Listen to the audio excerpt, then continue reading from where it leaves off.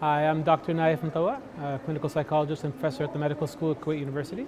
And I have two sessions today. One I finished, one I'm going to do at 3 o'clock. The first one is about the 99, or storytelling, how to get your story across in a way that is on a symbolic level, which I've been able to do with two character universes I created. And the second one is more from my field as a psychologist. How do you control the way you think to control the way you feel? So you can be more in control of yourself and be able to influence the students in the classroom versus being the one who's always yelling, basically. Some people talk with you, some people talk at you, right?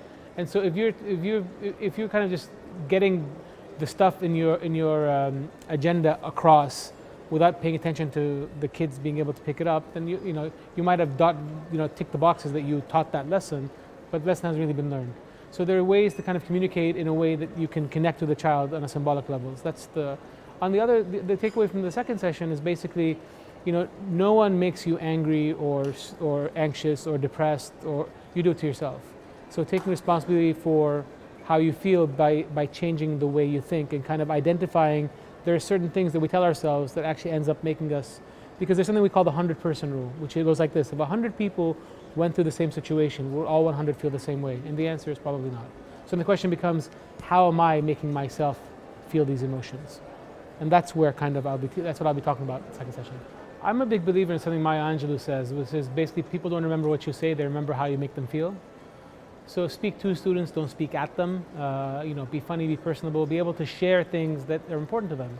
If you're teaching teenagers, make sure you know what soccer games are going on, what's keeping them up at night. You don't have to watch cartoons if you have children, if you're teaching kids, but at the same time it's very important to kind of know what they're transacting into, because that becomes a language in its own. If you're able to get a story across based on something they can connect to you with, I think it can be very important. And aside from that, teach with what kids are using in terms of modes of communication. Don't, just because you learn things in a certain way doesn't mean kids in this generation want to learn in the same way. I mean, what's important is what's being learned, not how it's being learned.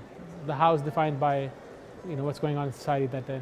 I'm hoping just, to learn from people, mainly informally. Like I go to some presentations, but typically I learn mostly over coffee, meeting people, connecting with old friends. I mean, I've been doing this for a while, so there are people who I, see at different conferences, and just enjoying, just how progressive the Emirates is. I mean, it's always, Qudwa means role model, and God knows the Emirates is a role model to a lot of countries. So, congratulations to them.